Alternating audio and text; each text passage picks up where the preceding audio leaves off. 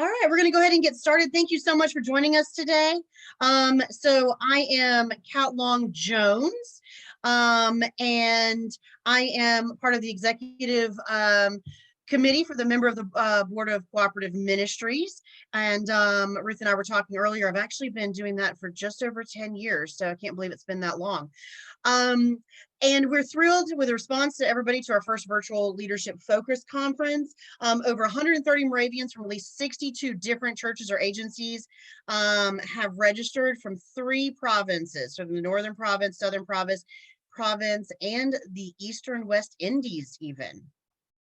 It's not too late to tell your friends and ministry colleagues to register by visiting the MoravianBCM.org as the conference runs through March 13th.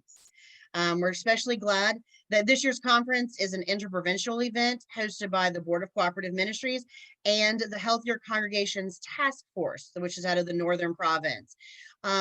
You all are currently muted, but if you have, but you will have an opportunity to share. If you've got comments or questions during the presentation, please put them over in the chat box. And without further ado, I will introduce our speaker for today, Ryan Panzer. He's an author of Grace and Gigabytes, Being Church in a Tech-Shaped Culture. Ryan has spent his career in the worlds of church leadership and technology. He received his MA from Luther Seminary while simultaneously working for Google.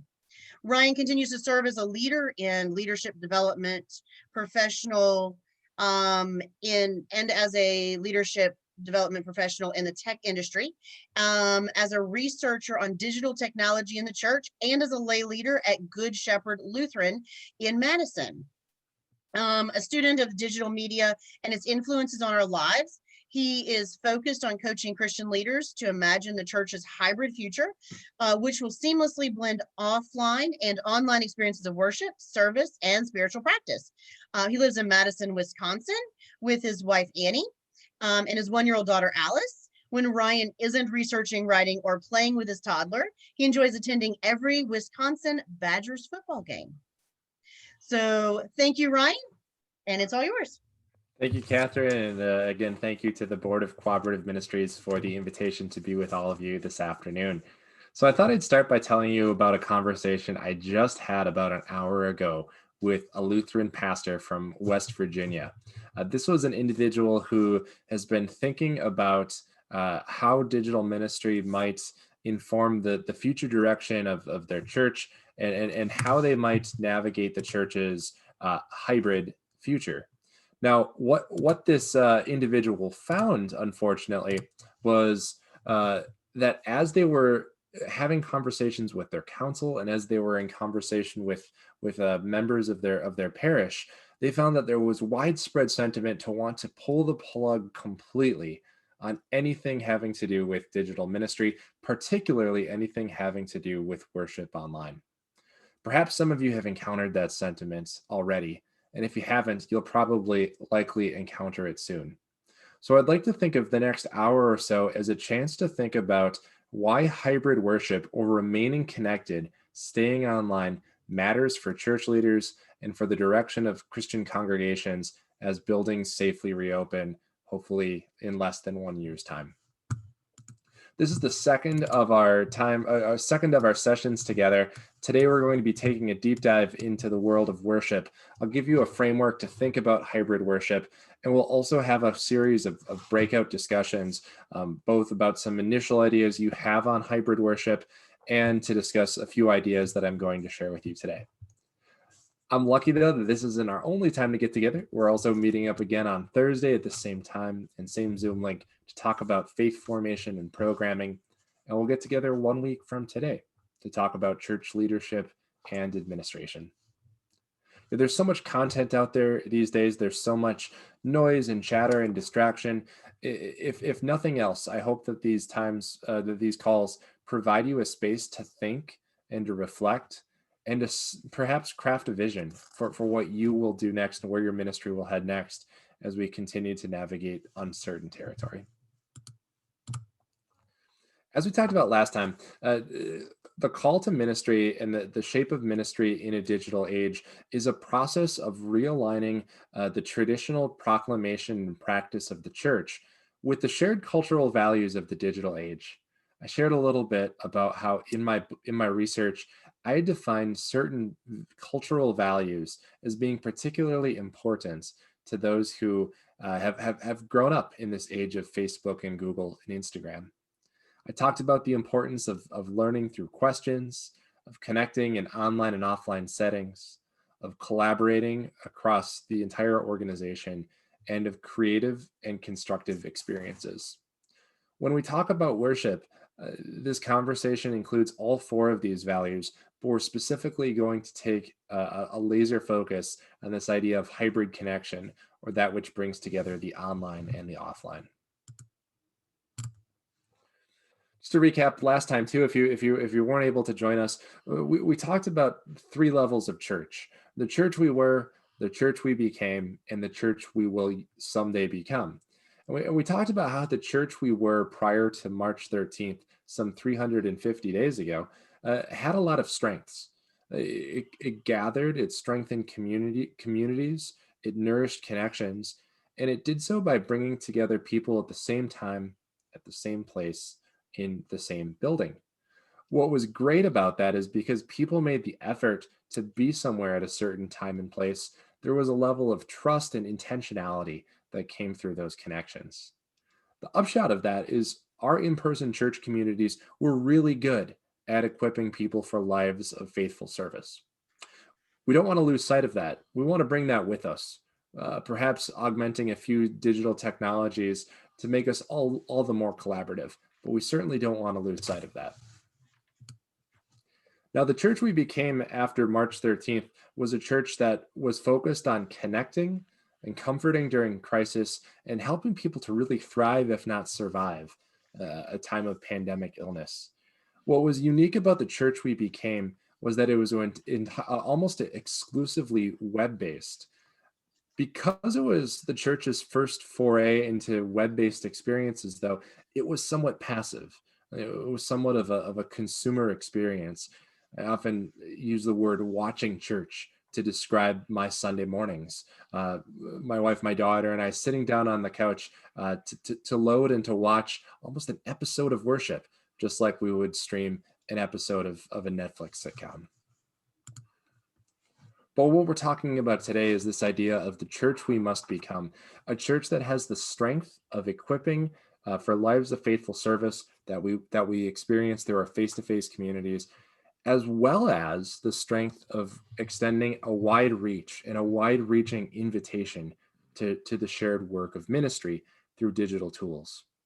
The church we must become and the way we must learn to worship is through a blend of the asynchronous and the synchronous, the online and the offline, the digital and the neighborhood based. So as I'm chatting here this afternoon, just a couple of reminders. I do have the chat in front of me. So if at any point you have questions or things you want to ask about, ideas you want to share, or stuff you want to push back on, I welcome that too. Go ahead and put it in the Zoom chat. We're also going to have 2 breakout discussions today, opportunities for you to share your own ideas on these topics. So today we're zooming in as we talk about worship on this idea of parity between the online and offline experience, something I've identified as particularly crucial to a successful hybrid church. You can be a church that gives the online worshiper the back row seat where the camera is in the last row of the balcony and they get the back row view of everything that's happening in the sanctuary. Or you can be a church that builds a bridge. And today we're talking about building that bridge specifically in worship. We'll also be talking about how to build that bridge through faith formation on Thursday, and specifically next Tuesday, getting into the topics of leadership and administration. So I want to introduce to you 4 possible scenarios that are perhaps equally plausible. You know, it's tough to make predictions in the times we're currently navigating, yet we can see some themes start to emerge based on what churches are already doing. And when it comes to, you know, the future of the church online and hybrid worship, we can see four very plausible scenarios emerge. The first scenario is that we'll stop doing any online church whatsoever. Our congregations will act like my Lutheran pastor friend who I described earlier and just pull the plug of anything that's happening online. We'll go back to the strength of our in-person connections, but we'll lose the opportunity to extend that broad-reaching invitation that digital technology gives us access to. Another really possible and plausible scenario is the idea that we'll continue to live stream services, but it'll kind of be an alternative. So what I mean by that is the in-person experience will be favored, it'll be more common, and if you really want to participate in our community, you better make sure that you're here with us on Sunday mornings. A third option is we might learn to record an all online service and create a distinctly digital worship experience with production value and quality that's accessible asynchronously whenever individuals choose to watch it. The fourth possibility, which I'm going to argue is the gold standard to which we must strive, is to find a way to build a bridge between the offline and online experience through live streaming worship that brings the offline and the online together at the same time. I'm going to take you through each of these scenarios in a little bit of depth, and then we'll send you out into our breakout conversations. But when we think about those who will stop online worship entirely, this is going to be very common in small congregations, in churches that have one, maybe two ordained staff rostered leaders, maybe an administrative assistant, but not much to speak of in the way of media teams or media budgets. This does have some advantages, so I can see the appeal of this model, and I get why it's appealing to many churches right now. If you're a rostered leader in the church, an ordained pastor, member of the clergy, the biggest advantage that this model has for you is that it's going to prevent burning you out. It's not going to zap your resources. It's not going to zap your personal energy. You won't have to learn how to do two things at once. So if you stop online church, you do have that advantage. Of course, what you're going to miss out on is the opportunity to connect with parishioners who can't be present with you in the sanctuary at one time on a Sunday morning. Maybe this matters more to me than some, but I also think there's an important element of lost learning here. If we just stop streaming online, what did we discover about our congregation in these last 12 months? Are we just discarding everything that we've learned? And again, it's so hard to make predictions, but I suppose this should say fifth or sixth wave because we've had several waves by now. But what happens if some kind of worst case scenario variant emerges and we have to find ourselves shifting back to an online model? And these are all plausible, hopefully not likely, but they're things we want to consider when we evaluate unplugging from anything virtual with worship services. Now, the live stream alternative, I would argue, is going to be by far the most common of any of these four. This will be the churches that mount the camera on the wall of the sanctuary, or they put it on the back row of the balcony. This is going to be common in churches that have some kind of experience doing live stream. Maybe they did live stream for the first time during the quarantines of about a year ago. The advantage to this is it actually doesn't require a whole lot more work. You can get a pan tilt zoom camera and an iPad and press 3 buttons, and you can be the pastor, the preacher, and the videographer all at the same time. Of course, the drawback for this is it creates a little bit of a second tier worship experience. If you don't get the attendees for your worship service who are watching online to be in some way involved in the liturgy and this work of the people that we're all committed to, then I think there's this element of shallow engagement, of shallow faith formation, and a lack of integration into the church community. Now, the recorded online service is the model of worship that's by far the most resource intensive. This is going to take setting aside hours of one's week to record a specifically online worship service, a recorded service that somebody can go back and watch later.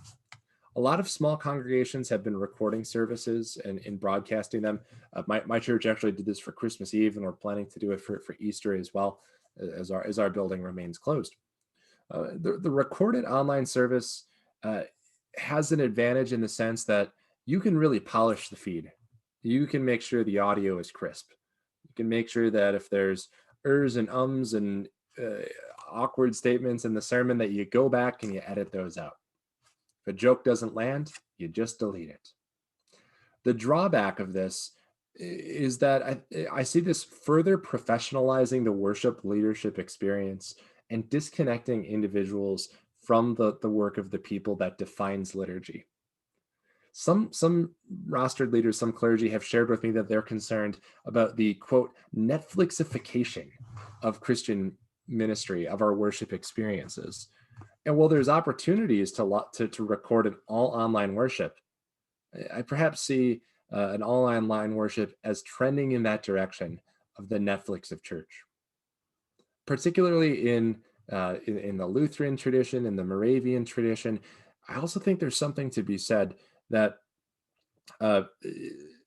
perhaps it's our traditions that don't have the media savvy and media expertise to keep up with the saddleback churches of the world, who have all the media resources and all of the expertise, who can make a truly Netflix-worthy worship service. In other words, if we just try to record something and put it online, it's always going to be scrutinized and evaluated against those who, have the Steven Spielbergs of the world editing their worship footage.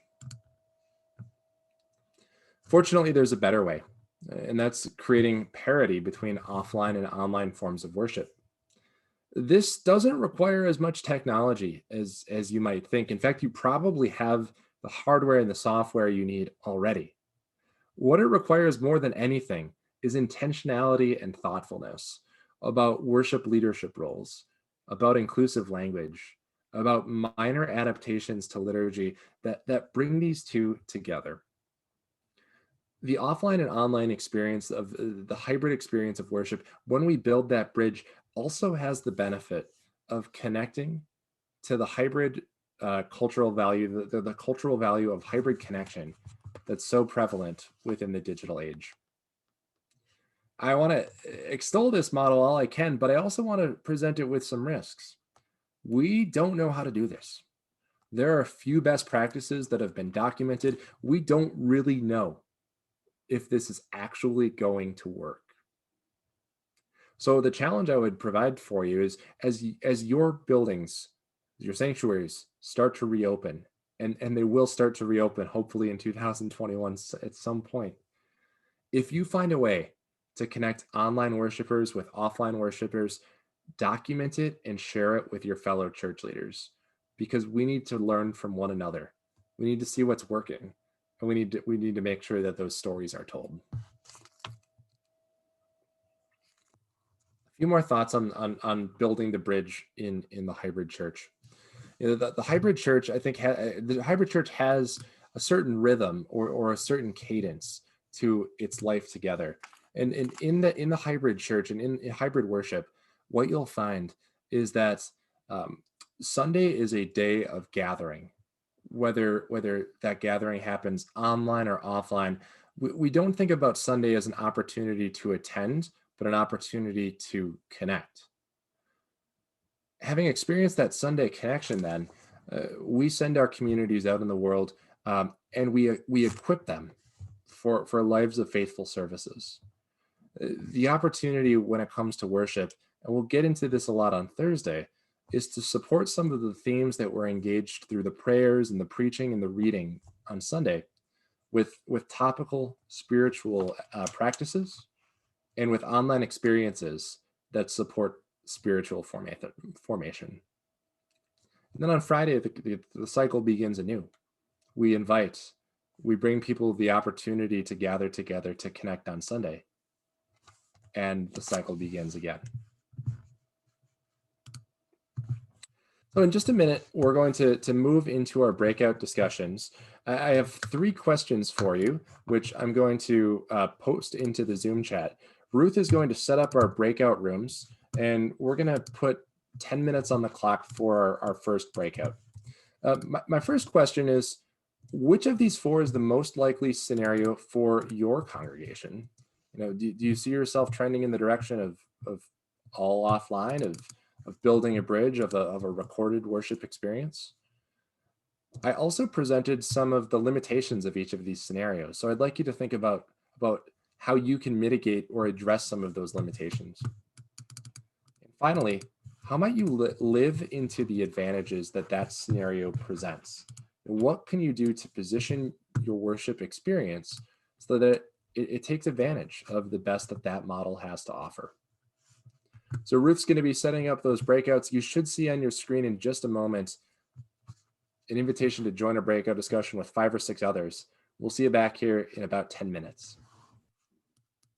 Welcome back, everyone. I hope you enjoyed your breakout discussion. A lot of great ideas shared in my group, both about the opportunities with hybrid worship and also some of the limitations and challenges. So what I'm going to do next is to share a little bit about how we can actually get to some of these places we want to go with hybrid worship. And when we think about the question of how, we actually don't want to start that conversation with a question such as, what web camera should I buy, or what streaming service is it best to subscribe to? I think the best conversation that you can have on hybrid ministry starts with some missional awareness and some brand identity. In other words, what has God called our community to be? And what story are we called to tell in digital spaces? Most congregations have articulated a mission and a vision. And then COVID-19 happened. This is an opportunity to refresh and revise those mission and vision ideas and statements, because that's what comprises this idea of missional awareness.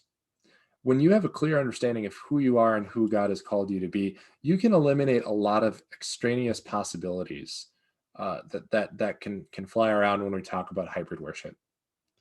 And when you talk about what story we're called to share in digital spaces, you can also eliminate a lot of possible extraneous ideas. These two questions won't tell you what web camera to buy, and they won't tell you what streaming service to subscribe to, but they will help you to eliminate a lot of possibilities that are resource and energy intensive. That's why I always recommend starting here.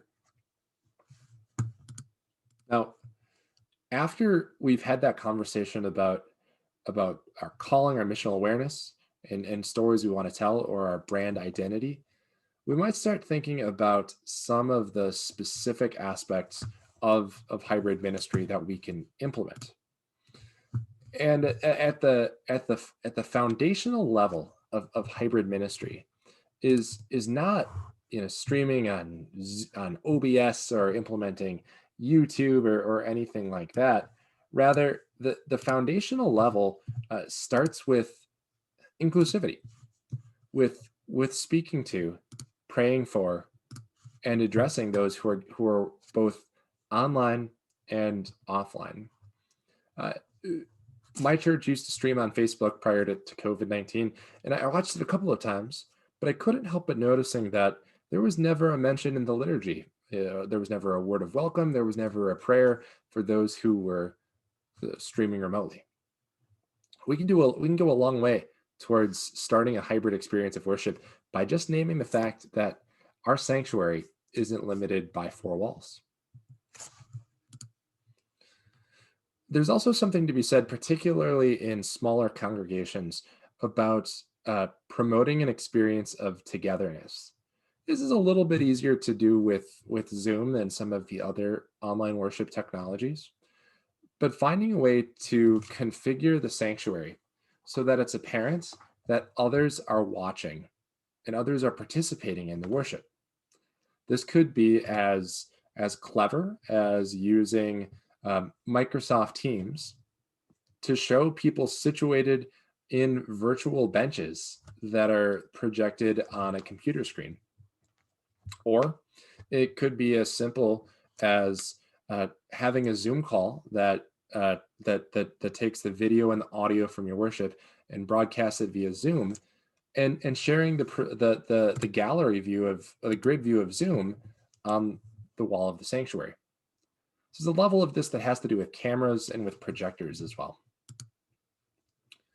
Perhaps the idea I'm most excited about and most intrigued by is the idea of virtual pulpits, having lectors, cantors, prayers, preachers that aren't gathered in the sanctuary. Nothing says our church is committed to inclusive hybrid ministry like having somebody who isn't in the physical confines of the sanctuary take an active and visible role in leading the service. That could be as brief and momentary as somebody joining via Zoom to provide a quick, what we refer to in the Lutheran tradition as a temple talk, a quick overview of something that's happening in the life of the church, or something as significant and complex as sharing a sermon via live stream. We'll come back to those ideas in just a minute.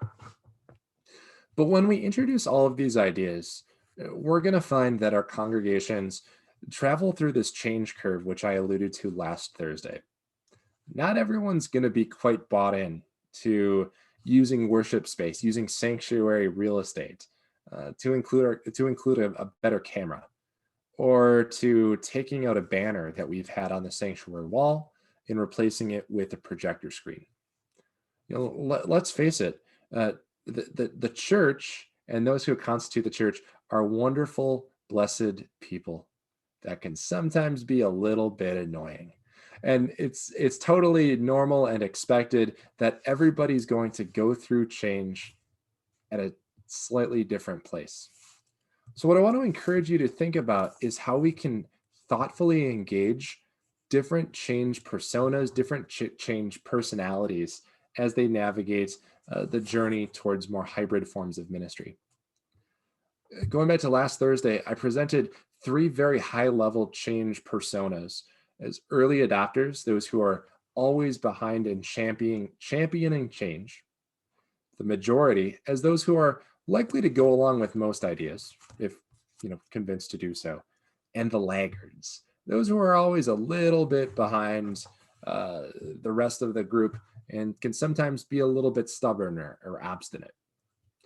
With worship specifically, we want to make sure that the early adopters have an opportunity to contribute to the production and the marketing of the worship experience.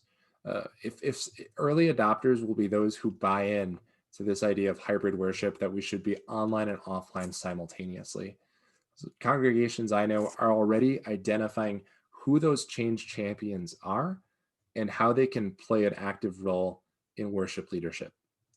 If you have a worship committee, a music committee, a media team, perhaps, these are the individuals you want on those teams. You also might find yourself needing to create new committee structures or new groups, new teams within your congregation. And you want to make sure that those who are early adopters are within those groups in abundance. Now, most of us probably are somewhat lukewarm on hybrid worship. We show up at church, we worship twice a month. We've been watching online during COVID, but it's ultimately not that big of a deal to us one way or another, if church is online or if church is offline. That type of lukewarm sentiment about hybrid church is probably the majority attitude within your congregation. It's this group that we'd want to encourage to attend worship virtually and to provide feedback and share ideas about their experience. It's also this group that we would want to empower and equip to be involved in some of these virtual leadership roles. Get them involved in reading from a virtual location, and get them involved in sharing a prayer from a virtual location. When we can move the majority from being kind of lukewarm on an idea to really buying in and seeing the value, then suddenly our congregation is invested in this topic of hybrid ministry. So what do we do with the laggards, though? Not everyone is going to be bought into the change. Well, we want to listen. And sometimes listening to these groups, not always an easy thing to do. So I suggest in some way to create a safe and gracious space in which their concerns can be shared and attended to and respected and perhaps pushed back upon. But having a consistent and open place for listening is what this group is really seeking. Because perhaps what they're most concerned about is not the projector screen that's going to go where the banner used to be, but they're concerned about being left behind, about their voices not being heard. One other tactic that works particularly well with this group is an idea I refer to as a hybrid ministry dashboard, or a set of metrics that indicate how many people have attended our services online, how many have donated online, how many have reached our congregation beyond our local neighborhood. You'll find yourself a set of success metrics, successful outcomes, and share those in all of your communications, particularly with the laggards. If you can't convince this group by appealing to them on the basis of theology or church opportunity, then perhaps the cold numbers will convince them. And that's where that dashboard comes in. So we're going to go back into breakouts for 10 more minutes. And I have 3 questions for you based on some of these ideas. Question 1, what modifications or additions might you make to your liturgy in order to use more inclusive language? And question number 2, what low cost, low effort investments might you make in order to bring technology into the sanctuary? And question number 3, how should virtual worshipers be invited to contribute to the work of the people? So I'm going to post these questions into the Zoom chat. And Ruth, could you please put 10 minutes on the breakout timer? We'll reconvene at 4:55. Welcome back. So I hope you found that there was some interesting back and forth and interesting conversation that helped you to contextualize what hybrid ministry means in the specifics of your congregation. Just a couple of closing thoughts. Hybrid worship is going to be something we live into not for the coming months, but for the coming years.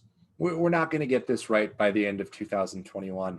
So my challenge to all of you is to persevere, to continue living into a church that is simultaneously online and offline, because it'll be the calling of church leaders to figure this out for many years to come. I want to make sure we have some time for Q&A and conversation as a large group. If you have questions, feel free to post those to the Zoom chat, or just take yourself off mute, and would love to hear what you have to say.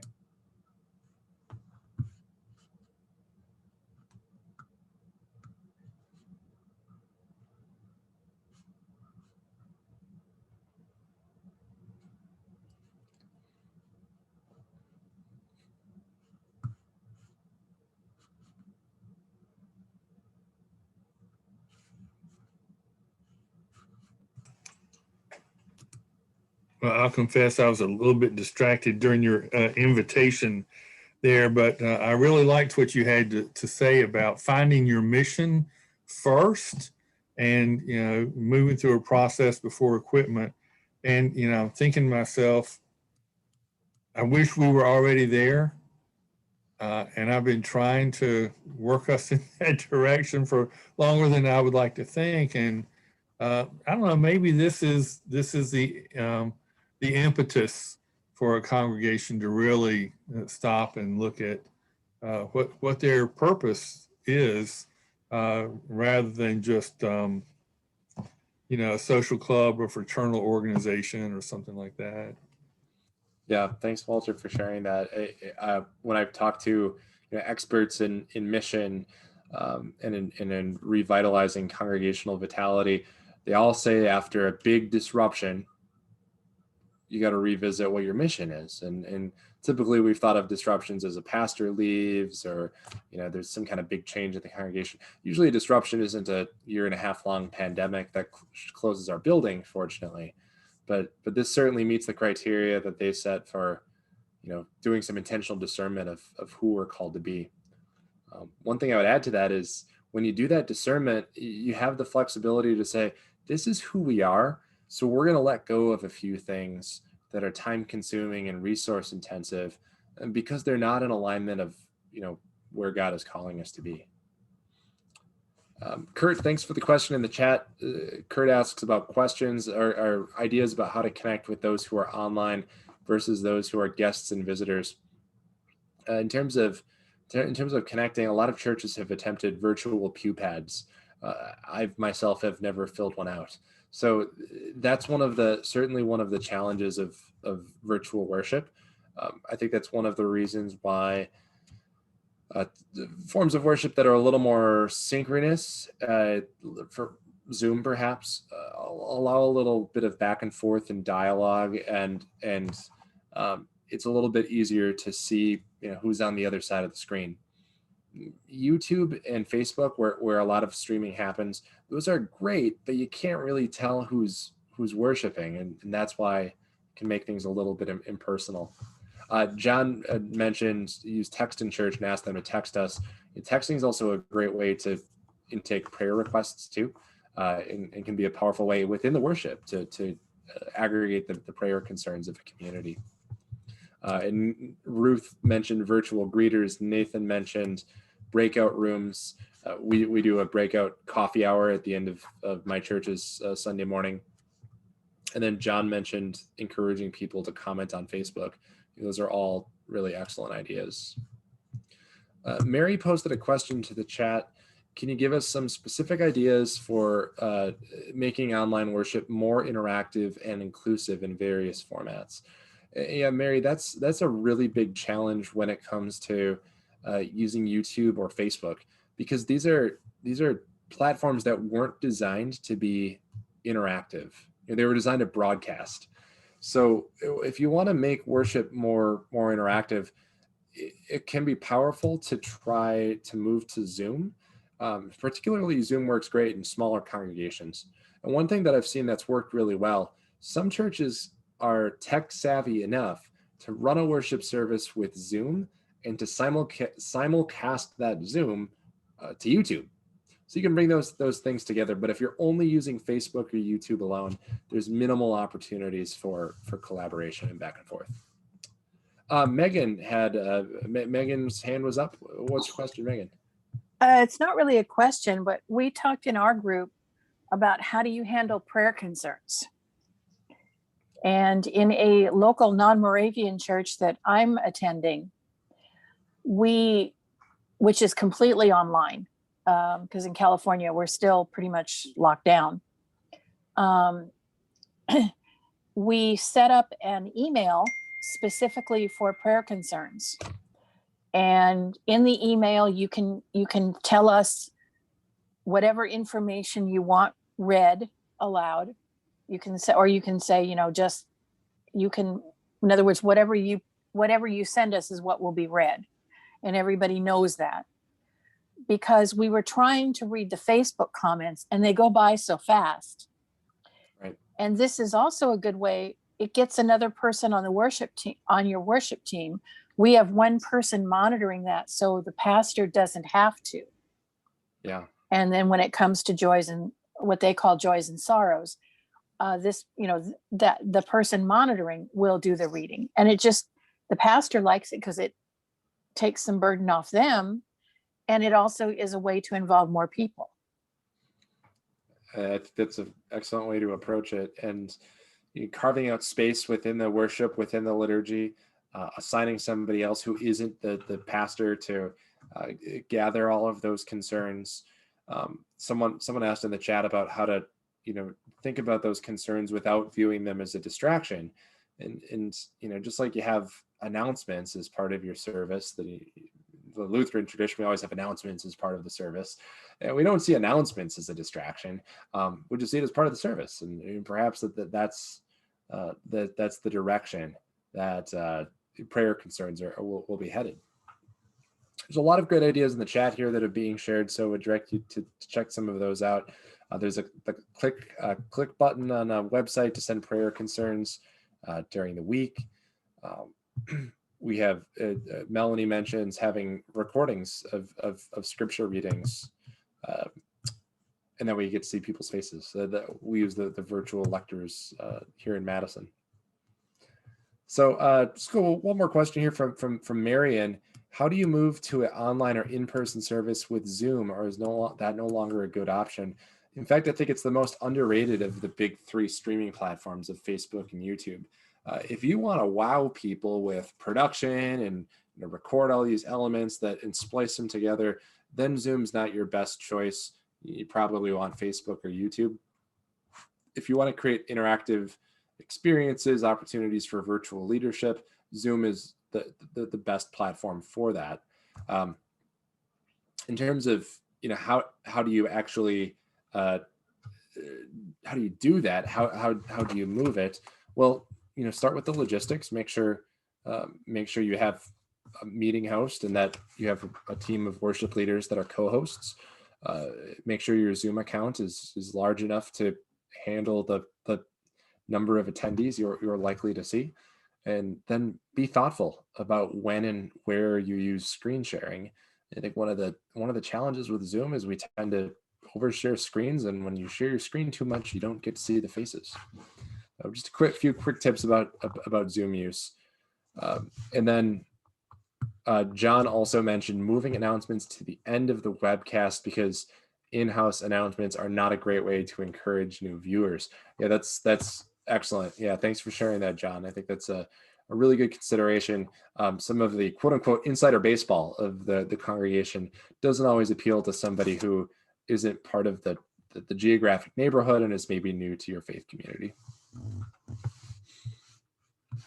All right, well, I want to thank everyone for joining this afternoon to have a conversation about virtual worship. We're to be gathering the same time, the same Zoom link on Thursday to talk about faith formation programming, youth groups, adult ed, Christian education, all of that good stuff.